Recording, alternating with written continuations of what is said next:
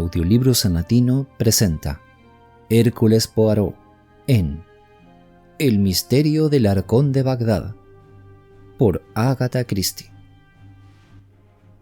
Las palabras componían un sugerente titular, y así se lo dije a mi amigo Hércules Poirot. Yo no conocía a ninguna de las partes implicadas, por tanto no sentía por aquello más que el desapasionado interés propio del hombre de la calle. Poirot coincidió conmigo. Sí, posee el sabor de lo oriental, de lo misterioso. El arcón bien podría ser una de esas falsas antigüedades que venden en Tottenham Court Road. Aún así, el periodista a quien se le ocurrió llamarlo Arcón de Bagdad tuvo una feliz inspiración. También la palabra misterio aparece acertadamente colocada en yuxtaposición, aunque según parece el caso entraña poco misterio. En efecto, se trata de un asunto horrendo y macabro, pero no misterioso. La idea misma resulta repugnante, comenté. Me puse en pie y empecé a pasearme de un lado a otro. El asesino mata a ese hombre, su amigo, esconde el cadáver en el arcón y media hora más tarde baila en esa misma sala con la esposa de la víctima. Increíble. Si esa mujer hubiese imaginado por un segundo... Cierto, dijo Poirot pensativamente. Ese tan cacareado don, la intuición femenina, parece que en este caso ha fallado. Por lo visto, la fiesta continuó alegremente, proseguí con un ligero escalofrío. Y mientras bailaban y jugaban al póker, había un hombre muerto allí mismo con ellos. La idea daría para escribir una obra de teatro. Ya se ha escrito, informó Poirot. Luego añadió amablemente. Pero consuélese, Hastings, que un tema haya sido utilizado ya una vez no es razón para no volverlo a utilizar. Escriba su obra. Yo había cogido el periódico y examinaba la borrosa reproducción de una fotografía. Debe de ser una mujer hermosa, comenté lentamente. Incluso viéndola aquí puede uno formarse una idea. Bajo la fotografía se leía: un retrato reciente de la señora Clayton, la esposa del hombre asesinado. Poirot me quitó el periódico de las manos. Sí, afirmó, es hermosa. Sin duda es una de esas mujeres nacidas para atormentar las almas de los hombres. Lanzando un suspiro, me devolvió el periódico.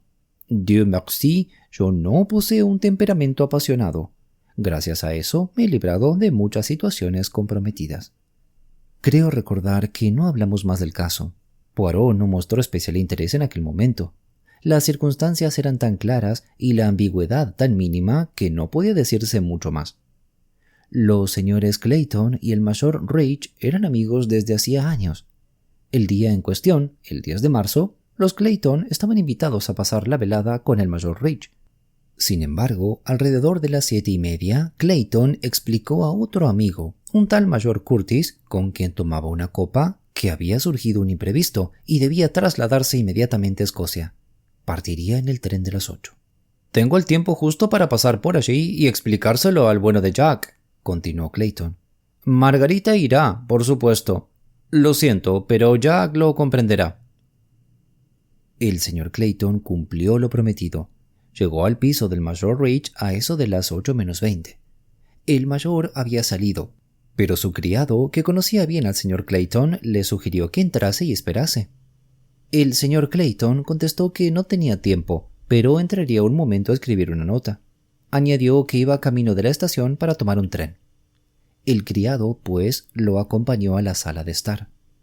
Unos 5 minutos después, el mayor Rich, que debía de haber entrado sin ser oído por el criado, abrió la puerta de la sala de estar, llamó al criado y le pidió que saliese a comprarle tabaco.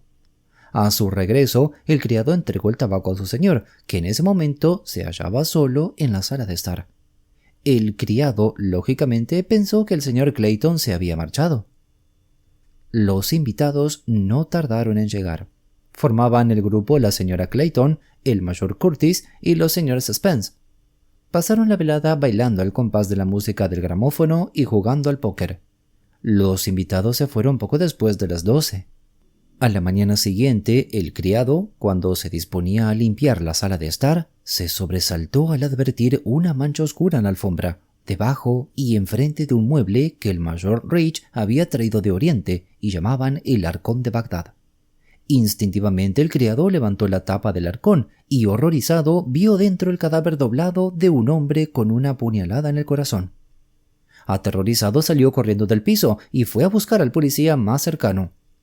El muerto resultó ser el señor Clayton.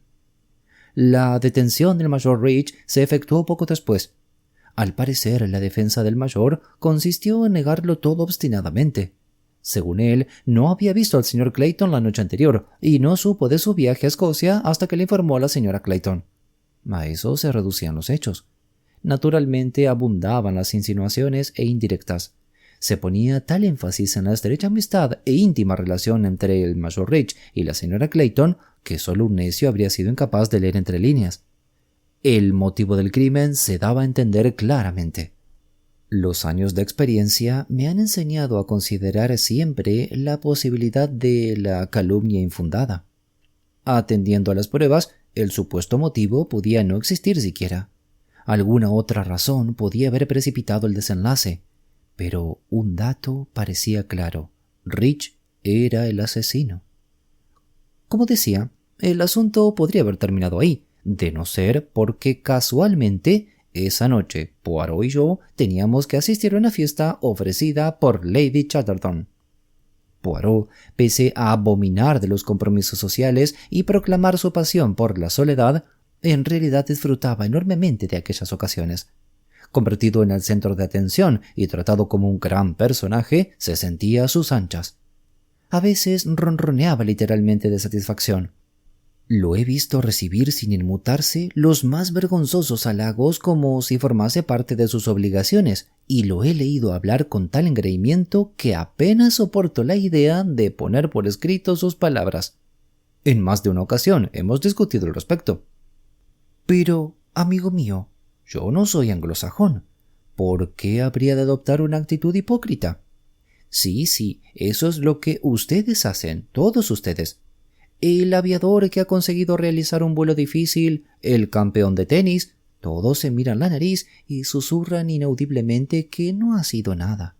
¿Pero es eso lo que piensan? Ni por un instante. Admirarían la hazaña en otra persona y, por tanto, como hombres razonables que son, la admiran en sí mismos. Sin embargo, su educación les impide decirlo. Yo no soy así. El talento que poseo lo elogiaría en otro. Da la casualidad de que en mi trabajo no tengo rival. C'est dommage. Así las cosas, admito con entera libertad y sin hipocresía que soy un gran hombre. Poseo el orden, el método y la psicología en un grado poco común. Soy, de hecho, Hércules Poirot. ¿Por qué voy a sonrojarme y balbucear y decir en voz baja que soy estúpido? Faltaría la verdad. Sin duda, hay un único Hércules Poirot.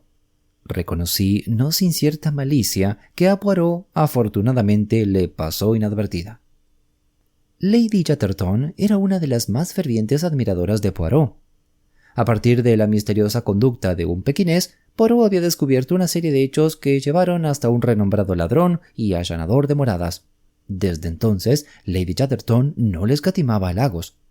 Ver a Poirot en una fiesta era todo un espectáculo.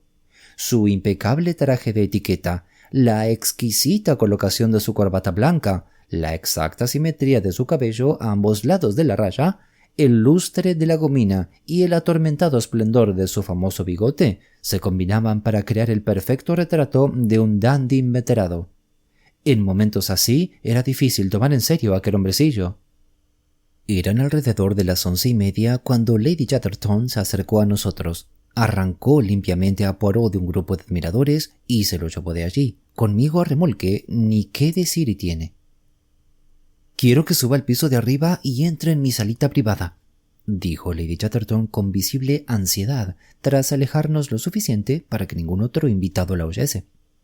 «Ya sabe dónde es, Monsieur Poirot. Encontrará allí a una persona que necesita su ayuda desesperadamente, y usted la ayudará, lo sé. Es una de mis mejores amigas, así que no se niegue».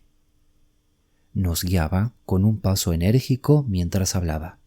Finalmente abrió una puerta y exclamó: «Lo he traído, Margarita, cariño, y hará lo que le pidas». ayudará a la señora Clayton, ¿verdad, Monsieur Poirot? Y dando por sentada la respuesta, se retiró con el mismo brío que caracterizaba todos sus movimientos. La señora Clayton estaba sentada en una silla junto a la ventana. Se puso en pie y se aproximó a nosotros. Vestida de riguroso luto, el negro mate de la ropa realzaba la blancura de su tez. Era una mujer de singular belleza y tenía un aire de ingenuidad infantil que hacía irresistible su encanto. «Alice Chatterton es un ángel», dijo. «Esto ha sido idea de ella. Me ha asegurado que usted me ayudaría, Monsieur Poirot. Naturalmente no sé si está dispuesto o no, pero confío en que acceda». La señora Clayton había tendido la mano y Poirot se la había estrechado. Sin soltarla, escrutó por un momento a la mujer. Su detenida observación no resultaba en absoluto ofensiva. Podía compararse a la cordial pero escrutadora mirada de un médico famoso a un nuevo paciente al verlo entrar en su consulta. «¿Está usted segura de que puedo ayudarla, madame?», preguntó por fin. «Eso dice Alice». «Sí, pero yo se lo pregunto a usted, madame». Tenues manchas de rubor aparecieron en sus mejillas. «No entiendo su pregunta». «¿Qué es lo que quiere que yo haga, madame?» ¿Sabe quién soy?» «Por supuesto», contestó Poirot. «Entonces imaginarán ya lo que voy a pedirles, Monsieur Poirot, capitán Hastings». Me complació que conociese mi identidad. «El mayor Rich no mató a mi marido». «¿Por qué no?». «¿Cómo dice?». Poirot sonrió al advertir la leve turbación de la señora Clayton.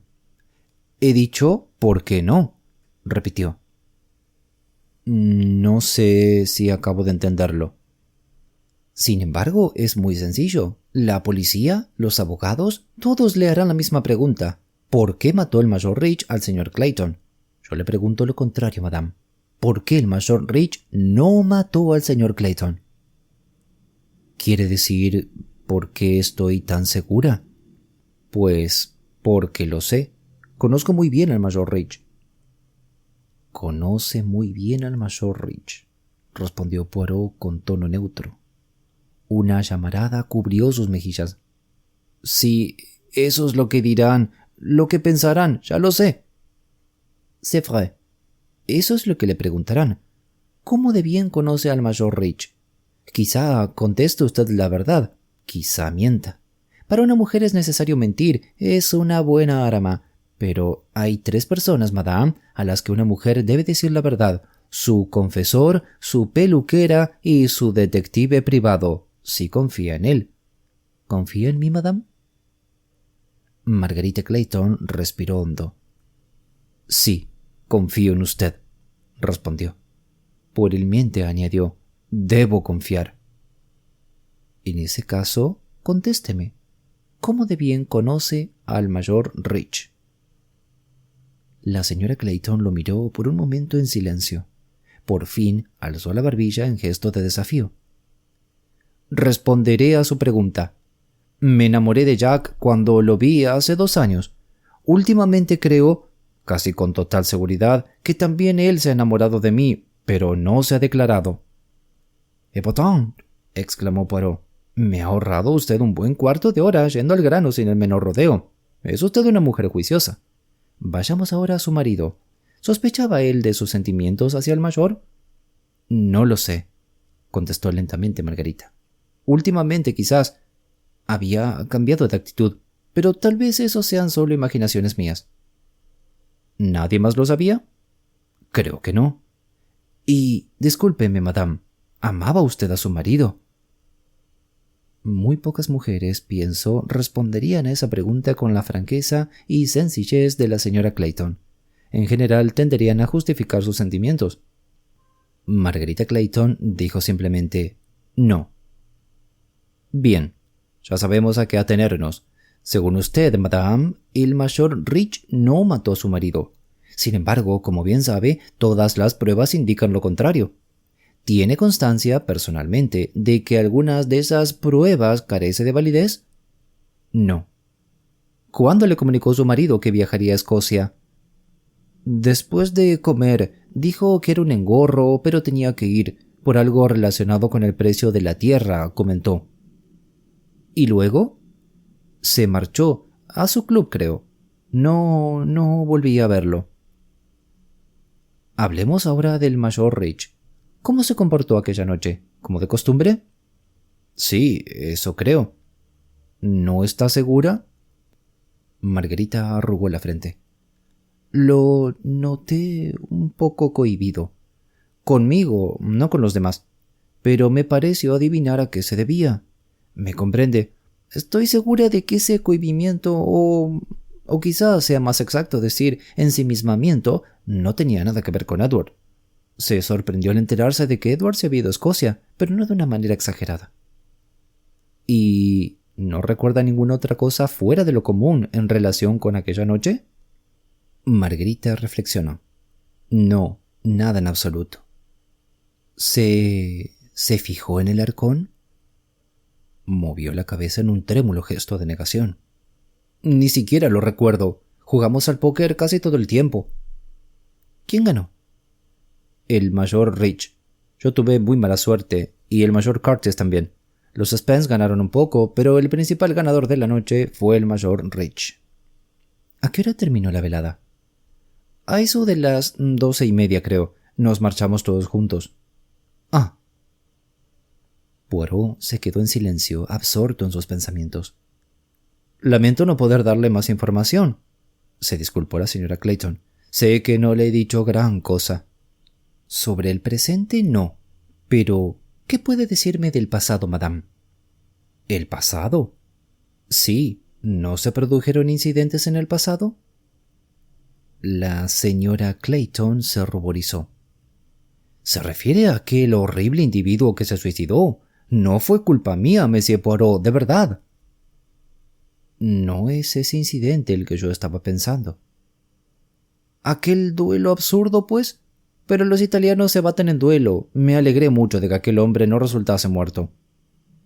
Debió de ser un alivio para usted, convinó Poirot con severidad. La señora Clayton lo miraba con recelo. Poirot se acercó y le cogió la mano. Yo no me batiré en duelo por usted, madame, dijo, pero haré lo que me ha pedido. Descubriré la verdad, y confiemos en que sus instintos sean acertados, y la verdad sea para usted una ayuda, y no un prejuicio. Interrogamos en primer lugar al mayor Curtis. Era un hombre de unos 40 años, porte militar, cabello muy oscuro y rostro bronceado. Tanto él como el mayor Rich conocían a los Clayton desde hacía años. Confirmó la información ofrecida por la prensa.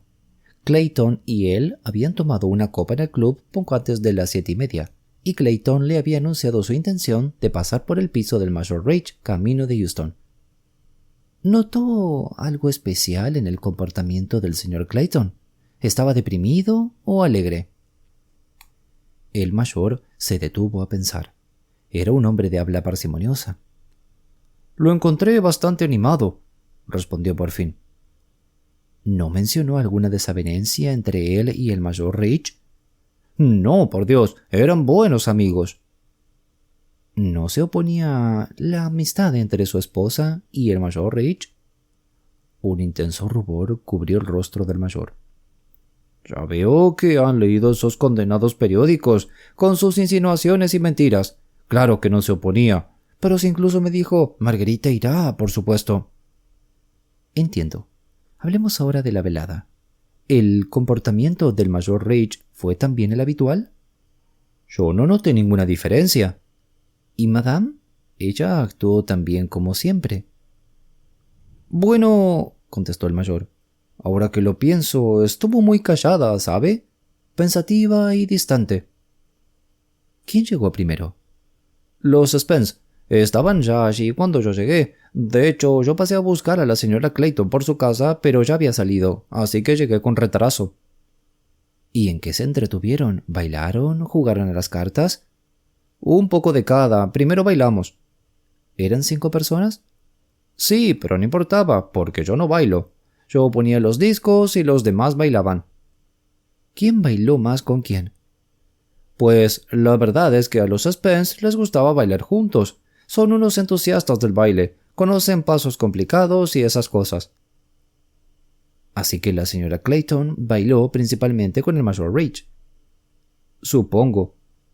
¿Y luego jugaron al póker? Sí. ¿Y cuándo se despidieron? Bastante pronto, poco después de las 12. ¿Se marcharon todos juntos? Sí, de hecho, compartimos un taxi. Primero se bajó la señora Clayton, luego yo, y los Spence siguieron hasta Kensington. A continuación, visitamos a los señores Spence.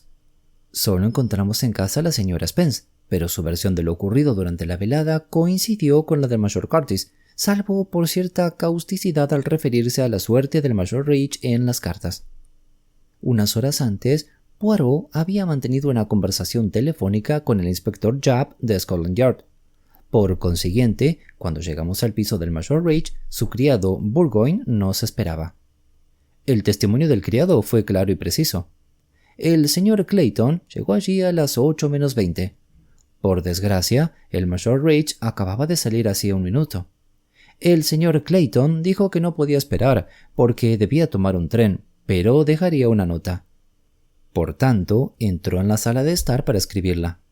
Burgoyne no oyó entrar a su señor, ya que estaba preparándole el baño, y el mayor Rich lógicamente abrió la puerta con su propia llave. En su opinión, pasaron unos 10 minutos hasta que su señor lo llamó y lo mandó a comprar tabaco. No entró en la sala de estar. El mayor Rich le hizo el encargo desde la puerta. Regresó con el tabaco al cabo de 5 minutos, y esta vez sí entró en la sala de estar, donde solo se hallaba su señor, fumando de pie junto a la ventana. Su señor le preguntó si el baño estaba preparado, y al ser informado de que en efecto estaba a punto, fue a bañarse. Él, Burgoyne, no mencionó la visita del señor Clayton, dando por sentado que su señor lo había encontrado en la sala y lo había acompañado él mismo a la salida. Aquella noche su señor se comportó exactamente igual que cualquier otra. Tomó su baño, se cambió de ropa y poco después llegaron los señores Spence, seguidos por el mayor Curtis y la señora Clayton. En ningún momento se le ocurrió pensar, explicó Burgoyne, que el señor Clayton podía haberse marchado antes de regresar a su señor. De haber sido así, el señor Clayton habría cerrado la puerta de entrada con un golpe, y eso, sin duda, aseguró el criado, lo habría oído. Con el mismo tono impersonal, Burgoyne prosiguió con el hallazgo del cadáver. Por primera vez, centré mi atención en el fatídico arcón. Se trataba de un mueble de considerable tamaño, adosado a la pared junto al armario del gramófono. Era de una madera oscura y estaba profusamente tachonado de clavos. La tapa se abría con extrema facilidad. Contemplé el interior y me estremecí. Pese a que había sido sometido a una limpieza exhaustiva, quedaban aún siniestras manchas. De pronto, Poirot profirió una exclamación. ¿Y esos orificios? Observó. ¡Qué curioso! Se diría que son recientes. Los orificios en cuestión atravesaban el panel posterior del arcón hasta la pared. Había 3 o 4, todos de unos 5 milímetros de diámetro, y en efecto parecían recién perforados. Poirot se inclinó para examinarlos y luego lanzó una mirada interrogativa al criado. Curioso, por cierto, señor. No recuerdo haber visto antes esos orificios, aunque quizás estaban y no me había fijado en ellos. No tiene importancia, dijo Poirot. Cerró la tapa del arcón y retrocedió unos pasos hasta hallarse de espaldas contra la ventana. Dígame, preguntó de pronto. Cuando trajo el tabaco a su señor aquella noche, ¿notó algo fuera de su sitio en la sala? Burgoyne vaciló por un instante. Luego, con cierta renuencia, contestó. Es curioso que pregunte eso, señor, y ahora que lo menciona, sí había algo cambiado de sitio. Ese biombo colocado ante la puerta del dormitorio para evitar la corriente de aire. Estaba un poco desplazado a la izquierda. ¿Así? Dijo Poirot, plantándose en un abrir y cerrar de ojos junto al biombo y tirando de él. Era de piel teñida, una hermosa pieza. Tapaba parcialmente el arcón, y cuando Poirot lo ajustó, lo ocultó por completo. Exacto, señor, dijo el criado, estaba justo ahí. ¿Y a la mañana siguiente? Seguía en esa posición. Lo recuerdo. Al apartarlo vi la mancha. La alfombra se retiró para limpiarla. Por eso ahora la madera del suelo está al descubierto. Poirot asintió con la cabeza. Entiendo, dijo. Muchas gracias. Colocó un crujiente trozo de papel en la mano del criado. Gracias, señor. Cuando salimos a la calle, pregunté. Poirot, en cuanto al detalle del biombo, ¿es un punto en favor de Rich? Es un punto más en contra de él, respondió Poirot con pesar. El biombo ocultaba el arcón y también la mancha de la alfombra. Tarde o temprano la sangre tenía que filtrarse a través de la madera y manchar la alfombra. El biombo evitaba de momento el descubrimiento. Sí, pero hay algo que no encaja. El criado, Hastings, el criado. ¿Qué ocurre con el criado? Parecía un hombre muy inteligente. Usted lo ha dicho, muy inteligente. ¿Cómo es posible, pues, que el mayor Rich no previese que el criado descubriría el cadáver a la mañana siguiente? Inmediatamente después del crimen no tenía tiempo para nada, por supuesto. Esconde el cadáver en el arcón, coloca el biombo delante y deja pasar la velada confiando en la suerte. Pero, ¿y después de irse los invitados?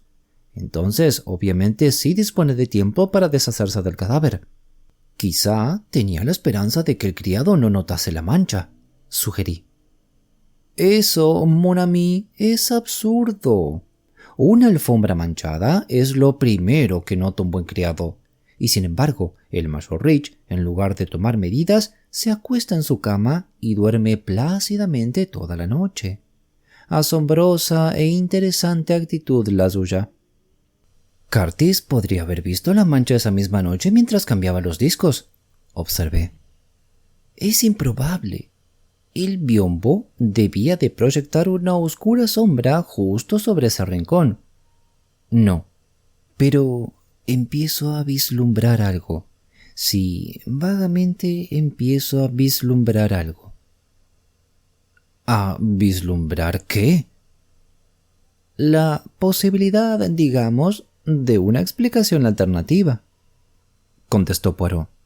Puede que nuestra próxima visita arroje luz sobre el asunto. Visitamos a continuación al médico que examinó el cadáver. Su testimonio fue una simple recapitulación de lo que ya había puesto por escrito en su informe. La víctima presentaba una herida en el corazón, producida por un cuchillo largo y fino semejante a un estilete. El cuchillo seguía clavado en su cuerpo. La muerte había sido instantánea. El cuchillo pertenecía al mayor Rich y solía estar sobre su escritorio. No se advertían huellas en la empuñadura. El médico deducía que había sido limpiado posteriormente o manipulado con un pañuelo. En cuanto a la hora, cabía pensar que el asesinato se había cometido entre las 7 y las 9. ¿No podría haber muerto después de medianoche, por ejemplo?, preguntó Poirot. No, imposible, respondió el médico. A las 10 como mucho, pero más probablemente entre 7:30 y 8. Cuando regresamos a casa, Poirot dijo: hay una segunda hipótesis admisible. Me preguntó si ha caído usted en la cuenta, Hastings. Para mí es evidente, y solo necesito conocer un último detalle para resolver definitivamente el caso. Estoy perdido, contesté. No sé a qué se refiere. Esfuércese, Hastings, esfuércese. Muy bien, dije. A las 8:20, Clayton está vivo y en perfecto estado. La última persona que lo vio con vida es Rich. O eso suponemos. ¿Y no es así acaso? Olvida, mon ami, que el mayor Rich lo niega, repuso Poirot. Ha declarado explícitamente que Clayton ya se había ido cuando él llegó. Pero el criado sostiene que habría oído marcharse a Clayton por el golpe de la puerta. Además, si Clayton se fue, ¿cuándo volvió? No pudo ser después de medianoche, porque el médico ha establecido de manera concluyente que para entonces llevaba ya 2 horas muerto como mínimo. Eso solo deja una posibilidad alternativa. ¿Sí, mon ami? Que en los 5 minutos que Clayton estuvo solo en la sala, llegase otra persona y lo matase. Pero ahí cabe plantear la misma objeción. Solo alguien con llave podía entrar sin que el criado se enterase, e igualmente el asesino al salir habría cerrado de golpe, con lo cual el criado lo habría oído. Exactamente, dijo Poirot, y por tanto... Nada, admití. No veo otra solución. Es una lástima, masculló Poirot. Y el caso es que está muy claro, tan claro como los ojos azules de Madame Clayton. ¿De verdad cree? Yo no creo nada, hasta que consiga demostrarlo. Una insignificante prueba más me convencerá. Descolgó el auricular del teléfono y se puso en contacto con Japp de Scotland Yard. 20 minutos después nos hallábamos ante unos cuantos objetos diversos esparcidos sobre una mesa. Procedían de los bolsillos de la víctima. Había un pañuelo, un puñado de calderilla, un billetero de con 3 libras y 10 chelines, un par de facturas y una ajada fotografía de Margarita Clayton. Completaban las pertenencias de la víctima una navaja de bolsillo, un lápiz de oro y una pesada herramienta de madera. En esta última se concentró Poirot. La desenroscó y cayeron varias cuchillas de pequeño tamaño. Fíjese, Hastings, una barrena y todo lo demás. Con esto podrían hacerse varios agujeros en el arcón en cuestión de minutos. ¿Aquellos agujeros que hemos visto? Exacto. ¿Quiere decir que fue el propio Clayton quien perforó el arcón? Pregunté. Mais oui. ¿Qué le sugerían esos agujeros? No servían para mirar a través, porque estaban en la parte trasera del arcón. ¿Para qué eran, pues? Obviamente para respirar. Pero uno no hace respiraderos para un cadáver, así que no podían ser obra del asesino. Esos orificios indican solo una cosa, que alguien pensaba esconderse en el arcón. Y basándonos en esa hipótesis, todo lo demás resulta de pronto inteligible. El señor Clayton está celoso a causa de la relación entre su esposa y Rich. Recurre al viejísimo truco de anunciar un falso viaje.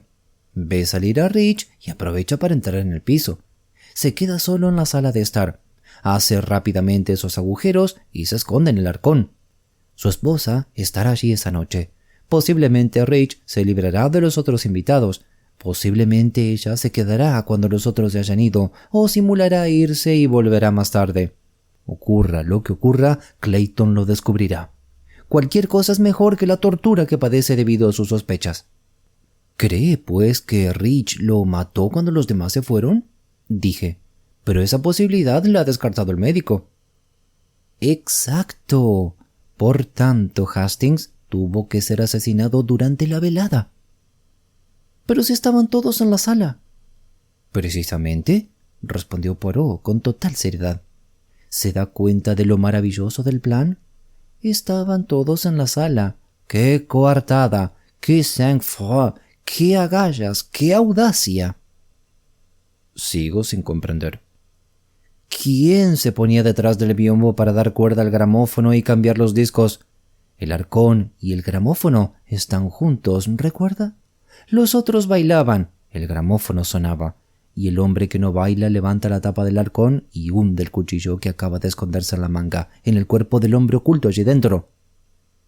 ¡Imposible! La víctima gritaría. No si antes se le había administrado un narcótico. ¿Un narcótico? Sí. ¿Con quién tomó Clayton una copa a las 7:30? Ajá, ahora lo comprende. Curtis. Curtis ha alimentado las sospechas de Clayton respecto a su esposa y Rich.